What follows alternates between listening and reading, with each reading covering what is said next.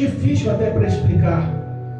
E é pela primeira vez que eu vou pregar nessa palavra. Aliás, é até difícil encontrar pregadores que estão pregando nesse livro hoje em dia.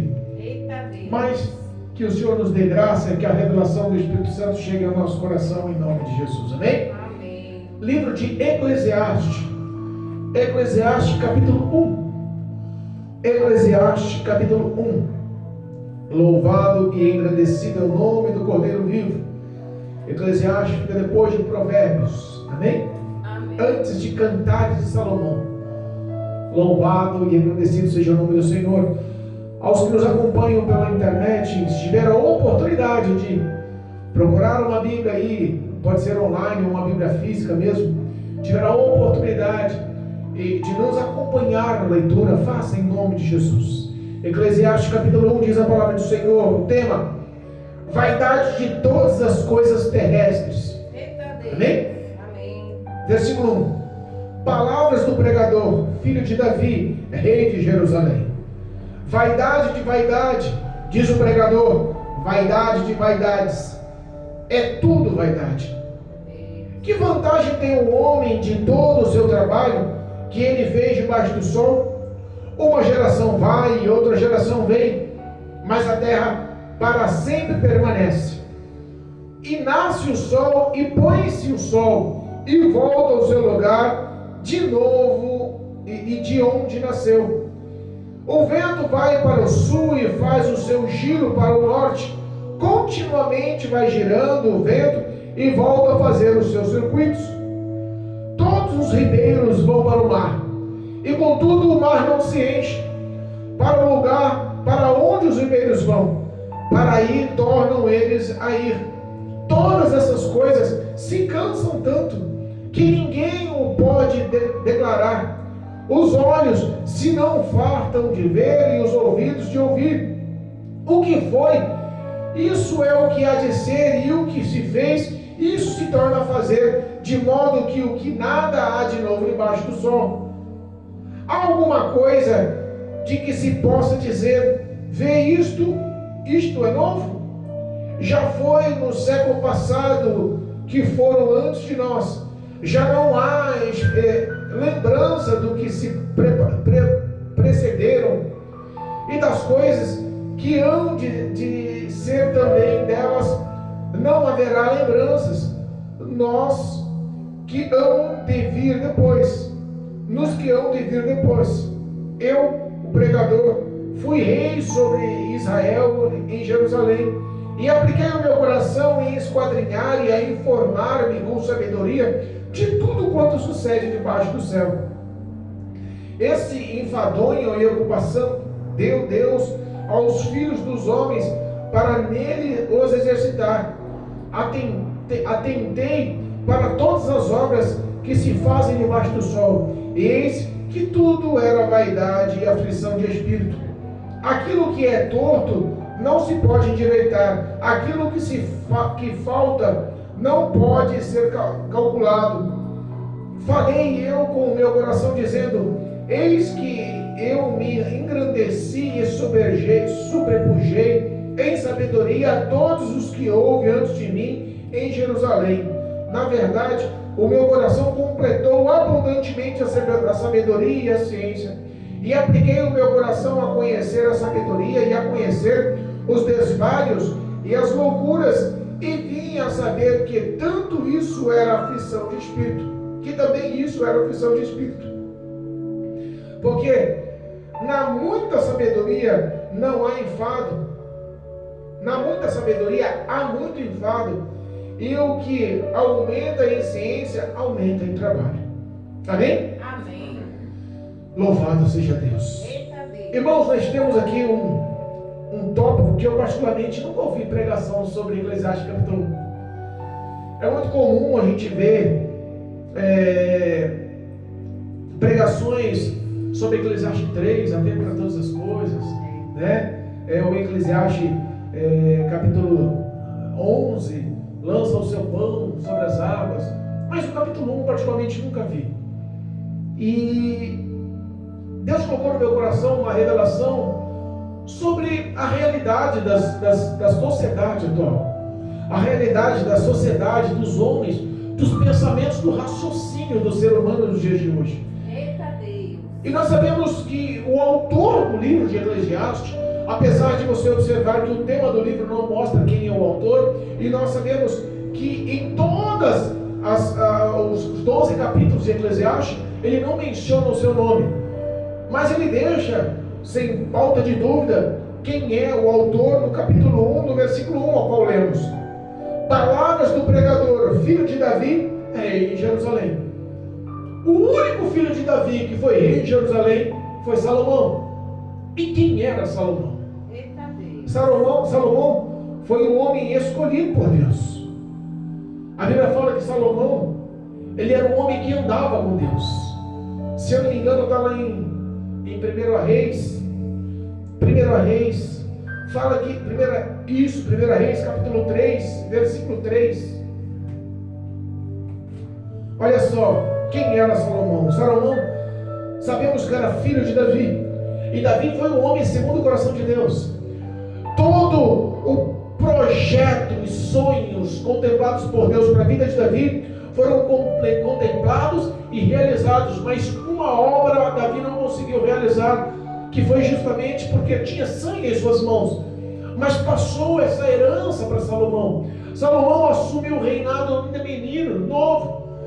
Aos olhos da maturidade da sociedade, para reinar ele era novo. E ele não tinha essa experiência. Mas a Bíblia fala aqui no capítulo 3, versículo 3, 1 Reis, quem era Salomão? Salomão era um homem que amava o Senhor. Versículo 3, capítulo 3, 1 Reis. E Salomão amava o Senhor e andava nos estatutos de Davi, seu pai. Os estatutos e a obediência, a fidelidade de Davi sempre agradou a Deus. E Deus colocou essa pauta para Salomão. Salomão, faça o que seu pai fez, obedeça como seu pai obedeceu, guarde os mandamentos como seu pai guardou, seja como seu pai. Você vai observar que tudo na sua vida vai bem. Eu vou estar na sua frente, eu estarei contigo. A Bíblia fala que Salomão, ele se intitulava incapaz de liderar aquele povo. Ele era filho do rei Davi e ao mesmo tempo admirava o seu pai e a sua conduta, mas ele tinha medo de assumir. Ele não era o filho mais velho, mas Deus colocou ele como filho, como rei. Ele tinha medo da responsabilidade de estar à frente de um povo tão numeroso que não se podia contar. Ele realmente balançou as pernas pela responsabilidade. Mas a Bíblia fala que o relacionamento e a intimidade que ele tinha com Deus prevaleceu. Ele andava com Deus, ele obedecia os mandamentos, ele observou a conduta do pai e imitou. E coisa boa é o homem ter relacionamento com Deus. Coisa boa é o homem obedecer o seu pai. Coisa boa é o pai ter bom testemunho para passar para o filho. Glória a Deus. Mas nada disso privou Salomão de ter medo, de assumir a responsabilidade. No versículo 9 do capítulo 3, 1 Reis, mostra que em uma oração ele abre o coração e fala com o Senhor. Versículo 9: a teu servo, pois, dá um coração entendido para julgar o teu povo, para que prudentemente discirna entre o bem e o mal. Porque quem poderia julgar este povo de esse tão grande povo? Ele começa a pedir para o Senhor uma capacidade psicológica, emocional. Ele começa a pedir para o Senhor discernimento, visão espiritual. Ele quer saber o que é justo, o que é correto, o que é bom, o que é mal. Ele quer entender. Ele não quer ser injusto com o povo. Ele não quer fazer julgamentos precipitados. Ele não quer ser insensato. Ele quer tomar ações que aprovem da parte de Deus, para que o nome do Senhor seja engrandecido com justiça e verdade. Aleluia. Deus observa e se agrada dessa oração. Deus observa o íntimo do coração e vê que as palavras não são da boca para fora, mas são do coração para fora. Deus no versículo 12 diz assim, no versículo 11 diz assim, e disse-lhe Deus: porquanto pediste estas coisas, não pediste para ti riquezas, nem pediste a vida dos seus inimigos, mas pediste para ti entendimento, para ouvir coisas de juízo. Eis que eu fiz segundo a tua palavra, as tuas palavras, E eis que eu te dei um coração tão sábio e entendido que antes de ti teu igual não houve, e depois de ti teu igual não se levantará. Imagina, eu sei que a palavra de Deus é fato real, concreto. Eu imagino a unção de sabedoria e discernimento que Deus derramou no coração de Salomão. Não foi uma coisa qualquer, porque quem prometeu não foi um qualquer. Quem falou que deu não foi um qualquer. Quem falou que Deus quem falou que deu foi o Todo-Poderoso Deus que tem poder para falar e cumprir. Oh, Deus. Nunca houve e nunca mais haverá um homem tão sábio e entendido como Salomão. Olha aí, Jesus. Toda essa sabedoria, tudo isso que ele pediu, Deus concedeu e falou assim: olha, e também, até o que não me pedisse eu vou te dar. Assim, riquezas como glória, que não haja igual entre os reis todos os teus dias, em todos os seus dias. Para pensar, ele pediu o que agradou ao Senhor, e Deus nunca dá o insuficiente ou o básico do que ele faz na vida do homem. Ele sempre faz maior e melhor. Ele sempre tem planos bons. E se a conduta do que você está pedindo está dentro do querer dele, pode ter certeza que ele vai fazer para te surpreender. Glória a Deus. A Bíblia fala que ele não foi só sábio, ele foi também um homem rico e com glórias. Aleluia. Pastor, nós entendemos quem era hoje Salomão. Mas o que levou o entendimento e a sabedoria de Salomão, as riquezas de Salomão, a declamar que tudo que ele quis ele alcançou, a declamar que tudo que ele almejou, que os olhos almejou, que o coração desejou, ele conquistou.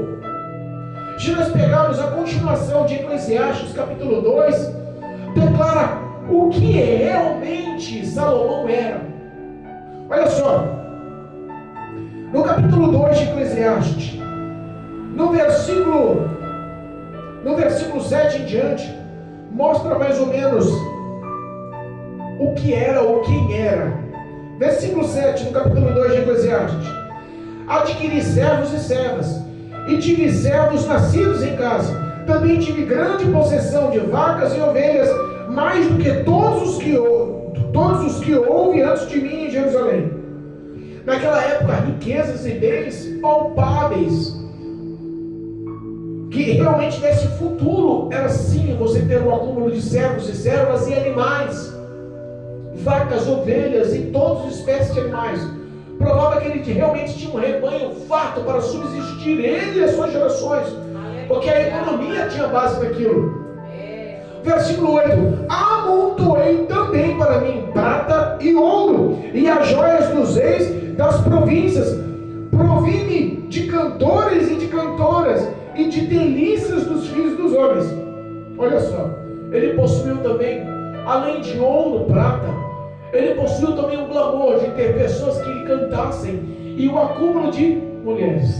Meu Deus.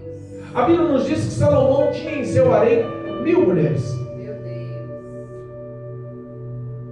Para pensar, 1000 mulheres. Ele acumulou. Qual que é o desejo do ser humano hoje? O desejo do ser humano hoje talvez seja o desejo que Salomão alcançou. O íntimo do olhar, do desejo do coração do homem é ele sim ter, nos dias atuais, o acúmulo de bens. Nos dias atuais, o acúmulo de posses de bens, o acúmulo de imóveis, o acúmulo de empresas, o acúmulo de ações, o acúmulo de fazendas, o acúmulo de carros, o acúmulo de apartamentos, o acúmulo de... nos dias atuais, se nós fôssemos colocar quem era Salomão nos dias atuais, Salomão estaria em primeiro lugar na revista Forbes. A revista Forbes, que intitula quem são os bilionários ou os trilionários. Talvez Salomão, nos dias de hoje, dava um banho em qualquer shake lá em Abu Dhabi. Aqueles homens que acumulam bens não para fazer mais riquezas, mas para disputar com o outro que tem dinheiro como ele.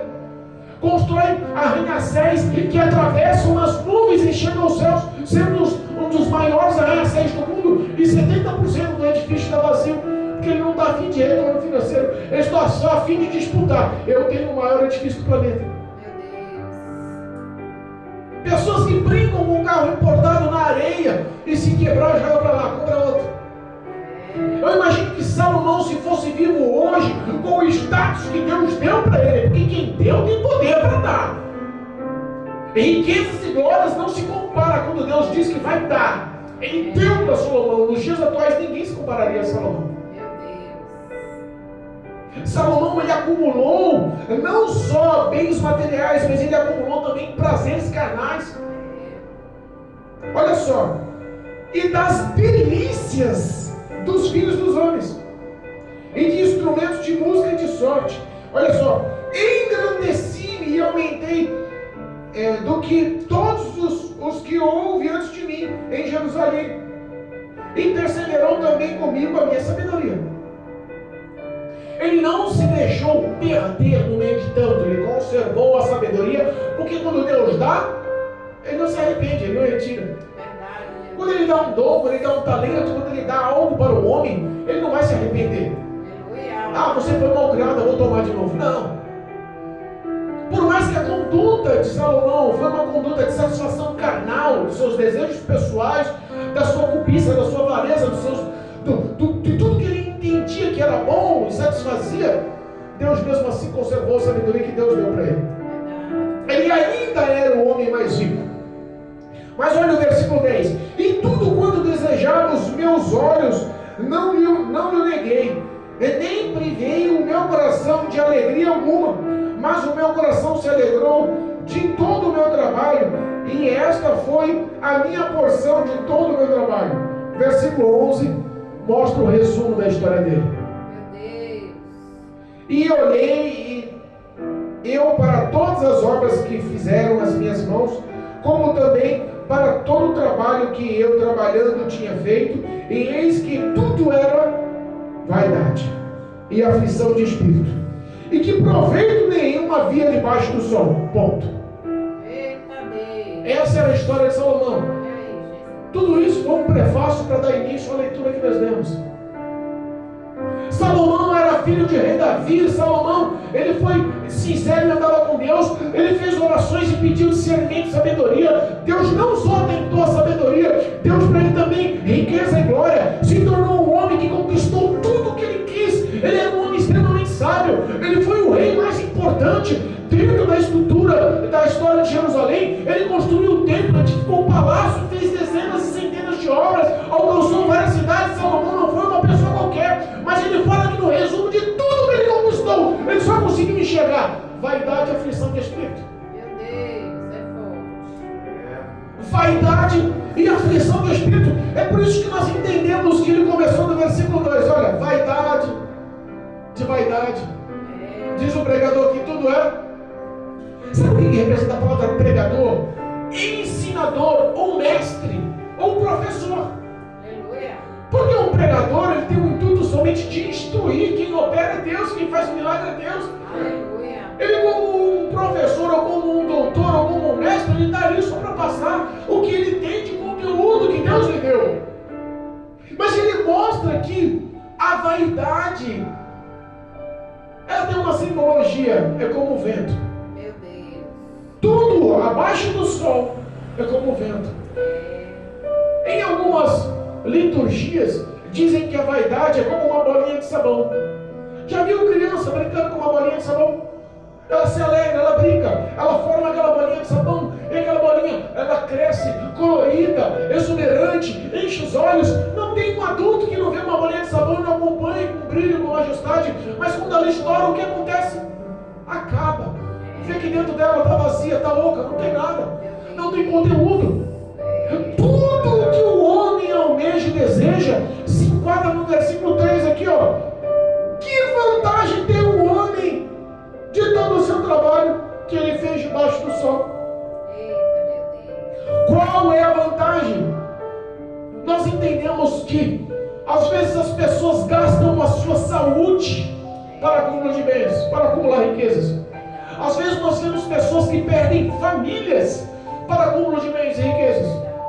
Perdem relacionamentos. Não vou ficar com ela porque ela não quer assinar um contrato, que ela está entrando num relacionamento comigo sem nada. Se eu separar, eu não vou dar nada para ela. Meu Deus. perdem amores, perdem as situações que poderiam levar a uma felicidade ampla da vida dele, perdem de ver os filhos crescerem, de acompanhar os pequenos detalhes que traz a felicidade verdadeira. Verdade, meu Deus. Pessoas que embaseiam-se toda a sua história no que ele pode conquistar.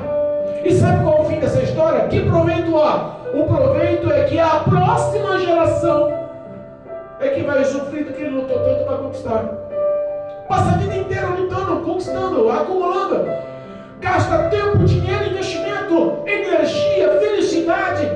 E acumula, e no fim da vida gasta todo o dinheiro novamente para recuperar a saúde que conquistou, que perdeu. E aí entra aqui o versículo 4. E uma geração vai e outra geração vem, mas a terra permanece. mas a terra para sempre permanece. O que ele quis dizer? Que da mesma forma que ele pensa, as outras gerações vão pensar. Nada se torna novo. É tudo a mesma base.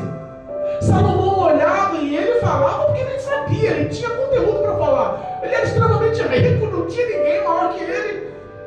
Não tinha ninguém mais sábio para entender aquilo ali, não tinha ninguém mais capaz para saber o que é aquilo ali. Isso serve de lição de vida para muitos que estão aí trocando uma vida de felicidade com Cristo para uma vida de felicidade, entre aspas, pequena, falível, que pode ser derrotada pela bolsa de valores, que pode ser derrotada por uma arma no peito, que dá o que você tem, que pode ser derrotada pela doença que pode te acarretar em momentos. Sabe, situações que a felicidade se torna corrupta, corruptível, pequena, infeliz. Nunca vi uma felicidade que possa te trazer infelicidade.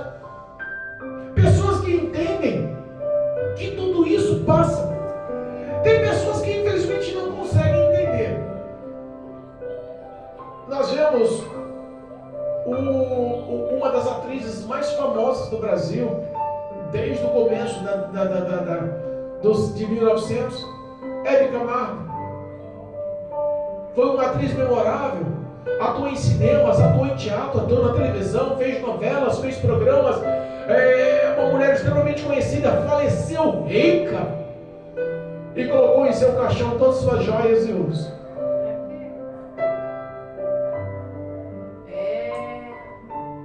E nós entendemos que na passagem, a visão que Salomão deu aqui não foi uma visão que colocou Deus em nenhuma pauta, repare.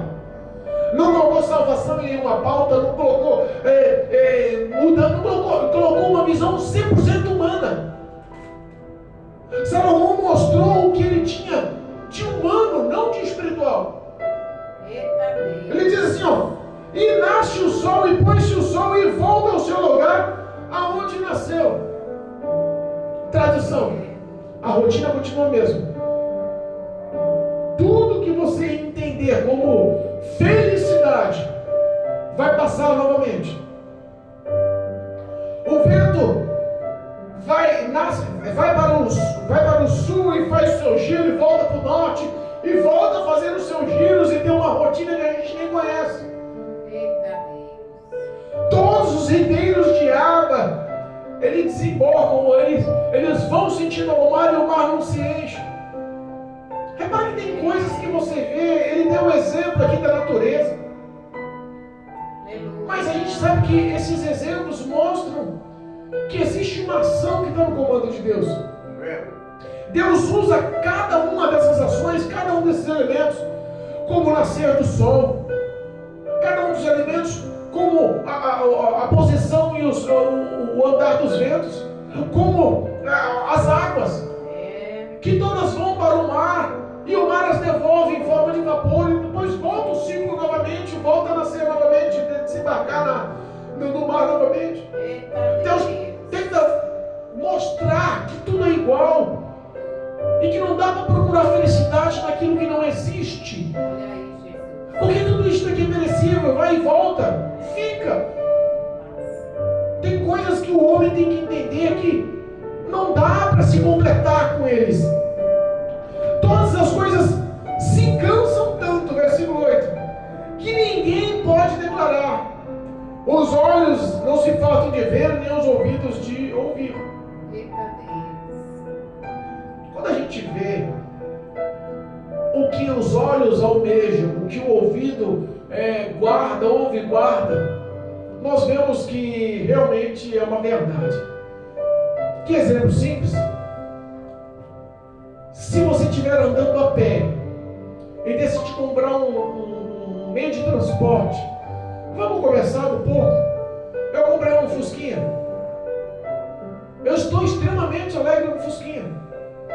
Nossa, esse Fusquinha é maravilhoso, gostoso de dirigir. Nossa, a manutenção é baratinha. A gente vai encontrar um monte de elogios no ato da compra do carro. Esse motor praticamente não quebra. A suspensão é diferente das outras, não vai dar dor de cabeça. Esse carro é tudo que eu sempre quis. Mas com o passar do tempo, ele já vai começar a encontrar defeitos no carro que ele estava elogiando na compra. Os olhos não cansam de ver, se cansam de ver. Os ouvidos se cansam de ouvir.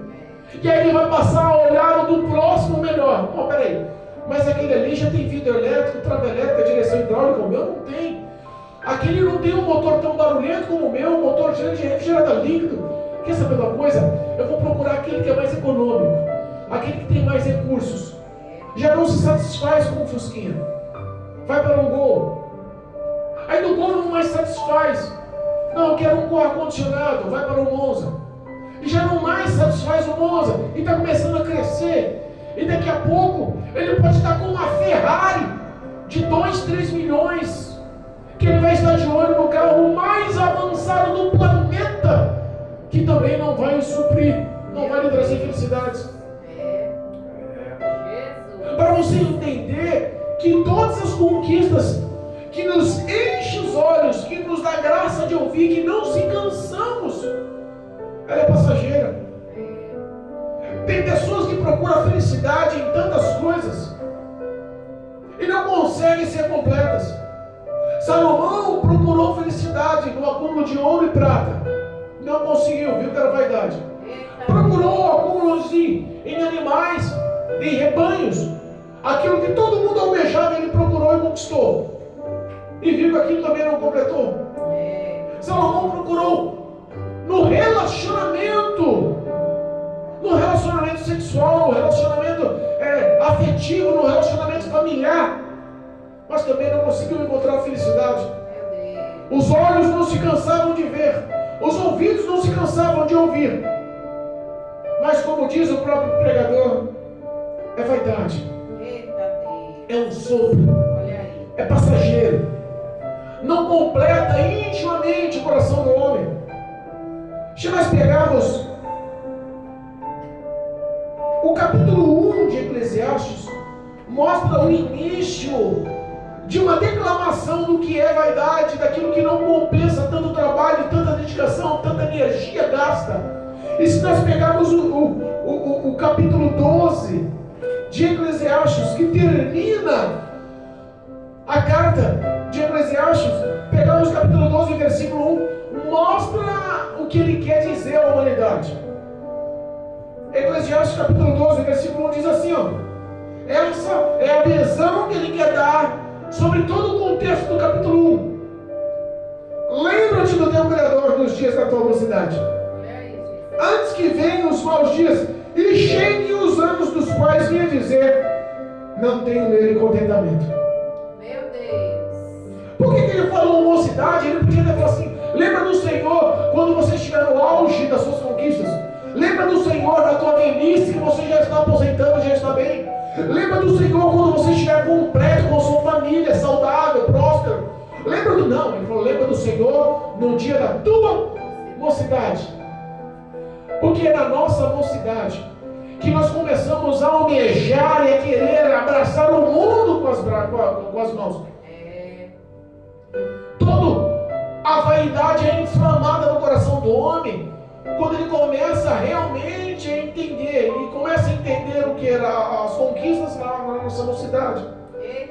Ele está dizendo: lembra da mocidade, lembra na sua mocidade do Senhor Deus, porque é Ele que pode completar, é Ele que pode pode lhe trazer a paz, é Ele que pode lhe trazer a felicidade, é Ele que pode realmente trazer a riqueza que você precisa, é Ele que realmente pode trazer o contentamento que você vai procurar em tantas coisas que eu, sendo rei, o homem mais sábio, que conquistei mais bens, que tive mais mulheres, que tive mais posses, não consegui ser completo, não consegui ser feliz. Eita, Jesus.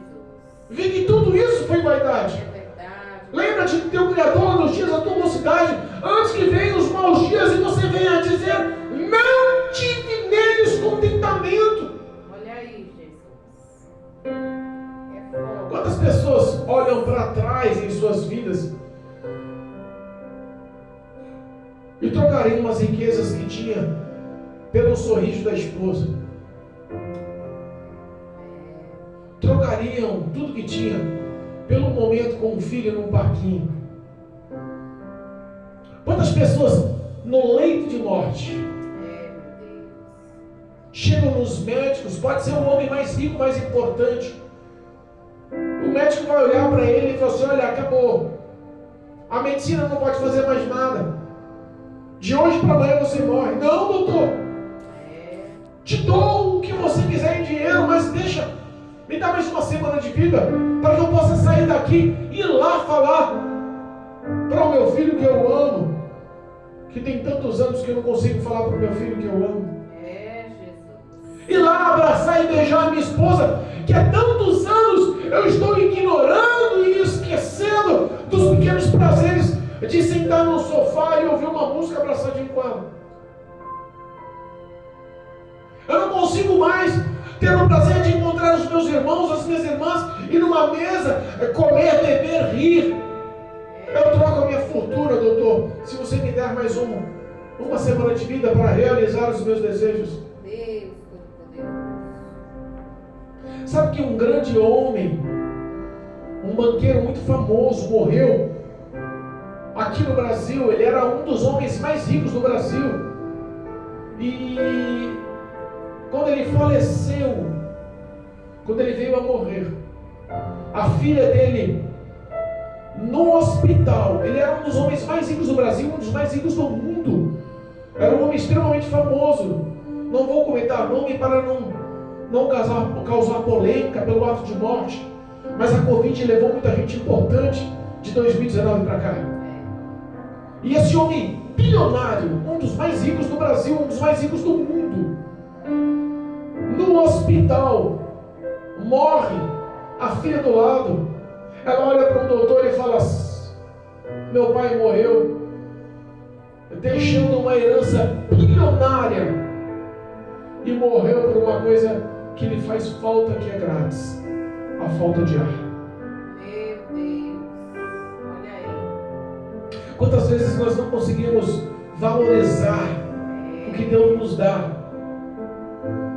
Quantas vezes nós não conseguimos valorizar o que Deus põe em nossa frente, em nossa vida, em nosso caminho?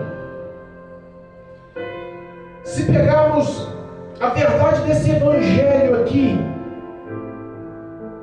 essa verdade ela bate de frente com o orgulho, com o ego, com o coração de muita gente. E essas palavras, elas são tão poderosas que se o homem parar e dar 5 minutos de atenção, ele sabe que, querendo ou não querendo, o Espírito Santo vai falar com ele. Eita Deus.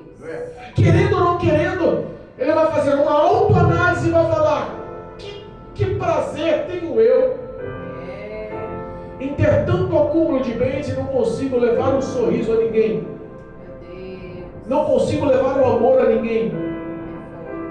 Quando o homem tem muitos bens, mas não consegue usar o que Deus tem, o que Deus deu para abençoar e honrar o próximo, ele é vazio. A prioridade dos bens na alma dele, no coração dele, na história dele, se torna tão grande que ele bota Deus em segundo plano, bota Cristo em segundo plano. É verdade. Não, depois a gente fala de Jesus, depois eu penso em agradecer, depois eu conquistei com as minhas forças, eu conquistei com o suor, com a minha sabedoria, com a minha inteligência, com a minha capacitação. Porque se o homem procura felicidade nisso, ele se engana. Existe uma cobrança no fim da história. Lembra da história do homem que acumulou tantos bens, tantas riquezas, tantas, que ele olhou para si mesmo e falou assim: ei, minha alma, come, bebe, folga. Temos muito por muito tempo. Quer saber uma coisa? Eu vou derrubar os meus celeiros, vou fazer celeiros maiores, vou acumular, fica tranquila. Por muitos e muitos anos você não precisa mais trabalhar. Vai gozar a vida, vai curtir a vida. De repente, Deus entra na história, no contexto da vida, no íntimo do coração dele e fala: louco! Jesus. E se te pedir a tua alma hoje, o que tu tens, para quem fica? Meu Deus. Essa palavra pode mudar a história de muitos. Pessoas querem gastar o que não tem para se mostrar aquelas pessoas que não interessam e viver uma vida que não lhe traz prazer. Meu Deus. Então a gente está falando aqui em Eclesiastes capítulo 12, versículo 11, diz assim, ó: as palavras do sábio são como aguilhões e como pregos bem fixados pelos mestres das congregações, que nos foram dados pelo único pastor. Quando o homem acredita e entende que o nosso sumo pastor, o nosso poderoso pastor, Cristo Jesus, nos dá o direito de entender e compreender com essas palavras bem fixadas como prego em nosso coração, afixadas por doutores e por mestres de pregações, nós entendemos que ele reconhece que a felicidade não vem senão por Cristo Jesus, não vem senão pelo arrependimento, pelo conserto, pela aliança, pelo sangue, pela purificação, pela transformação, pela nova visão, pela nova mente, novo coração, pela presença do Espírito Santo na vida do homem. Obrigado, meu Pai. Nada pode completar a vida do homem. Se ele der crédito a essas palavras, ele vai entender. Meu Deus. Obrigado, Jesus. Versículo 13 diz assim, ó, capítulo 12, versículo 13 de Eclesiastes: de tudo que se tem ouvido, o fim é, repetido, de tudo que se tem ouvido, de todo o livro de Eclesiastes, de todo o contexto que Salomão, rei de Jerusalém, filho de Davi, homem de Deus, escolhido pelo Senhor, de tudo que vocês viram e ouviram aqui em cada tema, se nós formos pegar cada tema das leituras, olha só, o tema 1 fala sobre vaidade, de todos os prazeres da terra. O tema 2 fala aqui, ó, os prazeres de riquezas não produzem a felicidade. Olha só, há um tempo determinado em todas as coisas, há um tempo determinado por Deus sobre todas as coisas. Os males, as aflições e as tribulações da vida. Olha só, é lícito gozar os bens que Deus deu, mas estes não podem satisfazer a sua alma. Olha só a declamação, o livro de Eclesiastes veio justamente para mostrar que tudo que você pode ser na face da terra, se não tiver a presença de Deus, se não tiver o Espírito Santo, se não tiver o nome escrito no livro da vida, é perda de tempo. Olha, as vantagens do sofrimento, da paciência e da moderação, aconselhamentos. O pecado não é logo castigado, o justo vê-se muitas vezes advertido nas advertências.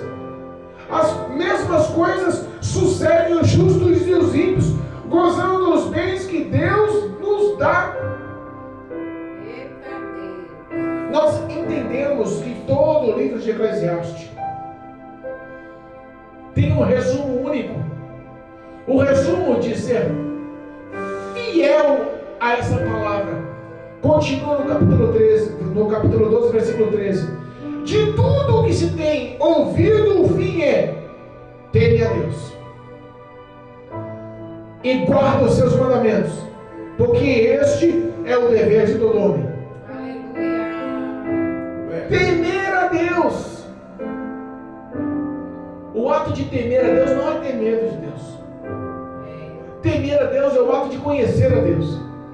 É o ato de se aprofundar em conhecer quem é o Todo-Poderoso Deus. É o ato dele se abrir através da sua palavra, de você ouvir, guardar, para praticar.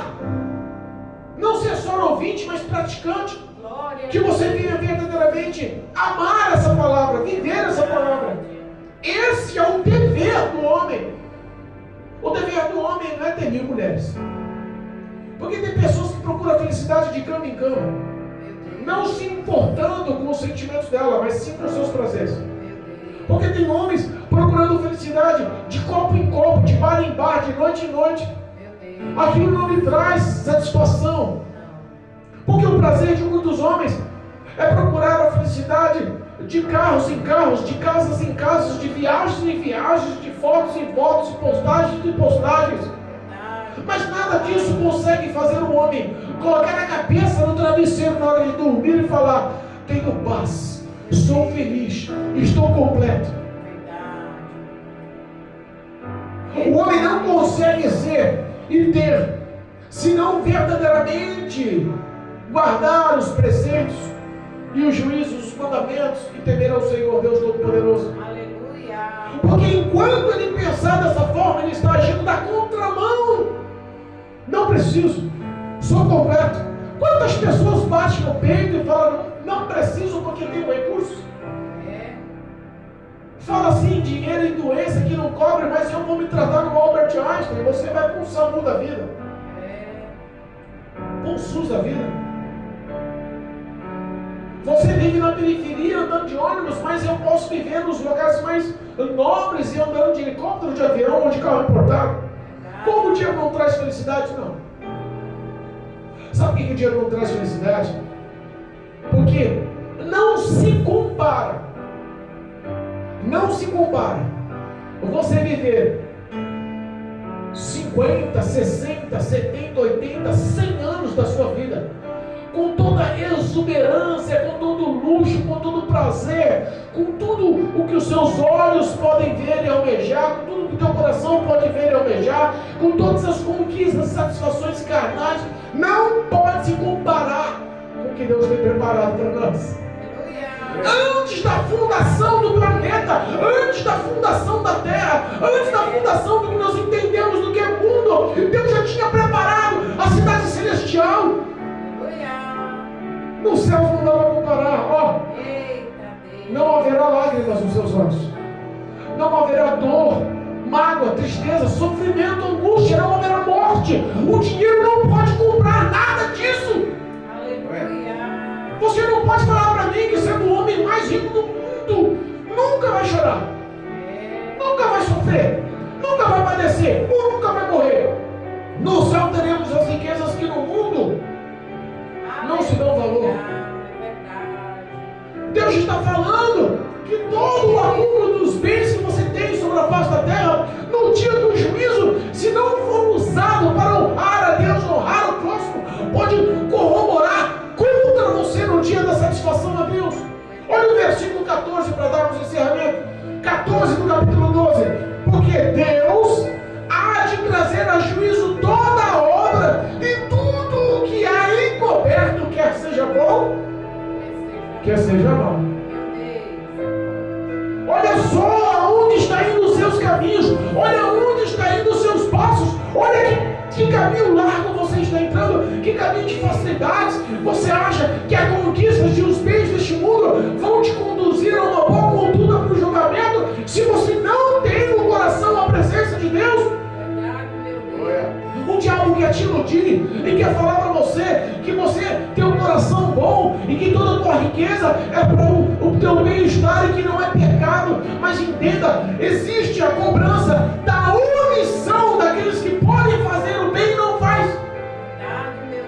Nós seremos julgados não só pelas nossas más ações, mas também pela omissão das boas ações, e as pessoas esquecem disso. Rico e Lázaro.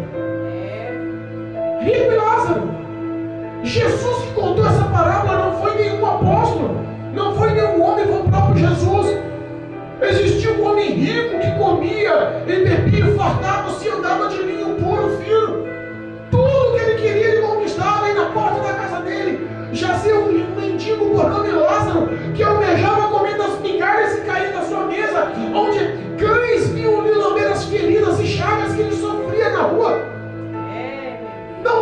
compaixão e misericórdia de quem poderia fazer. Quem poderia fazer tinha acúmulo de bens. É isso que Deus está dizendo. Vai vir a julgamento, vai ser exposto, você vai ser desmascarado. Tudo que você pode fazer e não faz, um dia será cobrado. Todas as suas ações que estão no oculto serão expostas, boas ou más.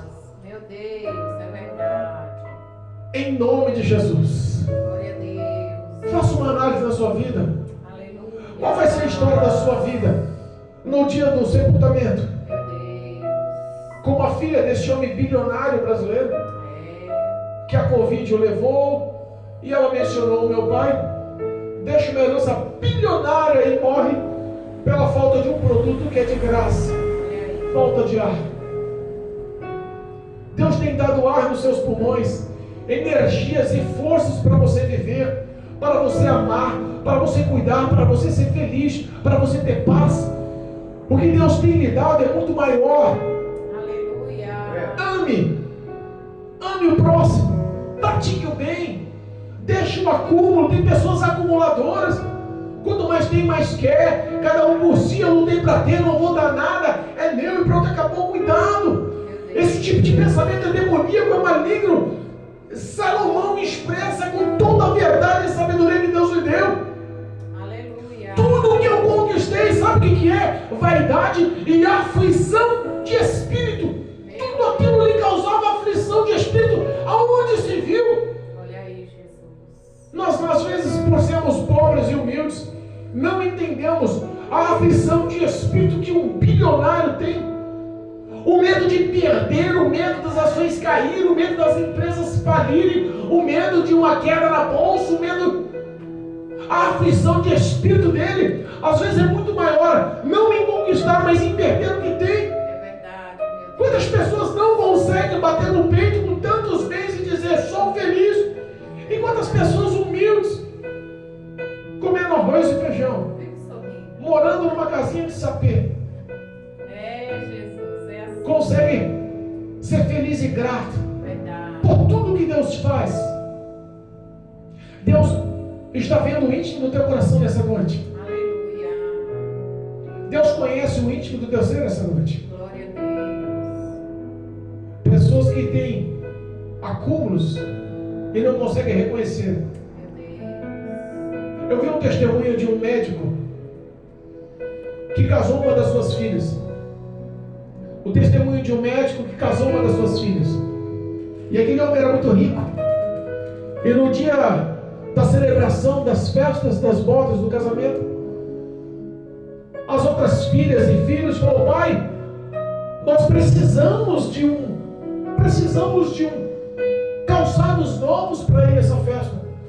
Precisamos de roupas novas para ir nessa festa. Afinal, é um dia festivo, comemorativo, não pode passar em branco.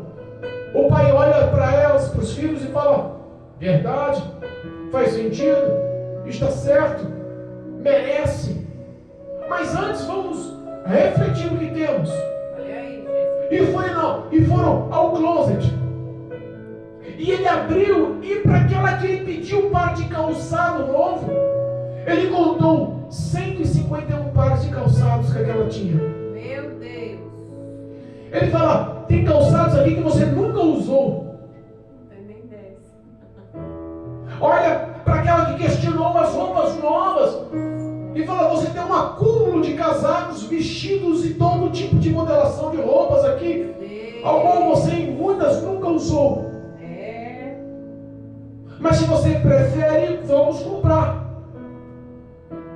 E quantas pessoas estão vivendo abaixo do nível da pobreza?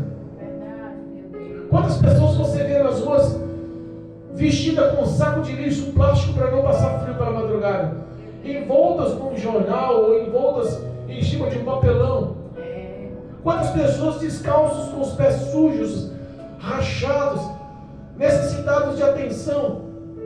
Quantas pessoas com a barriga vazia, suplicando pelo menos uma refeição a cada 2, 3 dias? É verdade, meu Deus. E nós enxergamos que o amor sumiu. Deus nos exorta essa noite para praticarmos o que Ele nos deu. Agradecemos o que Ele nos deu. Aleluia. E o que Ele nos deu foi a morte do Teu Filho amado na cruz do Calvário. É verdade, meu Deus. Então, essa mesma ação de amor que Deus nos deu, retribua.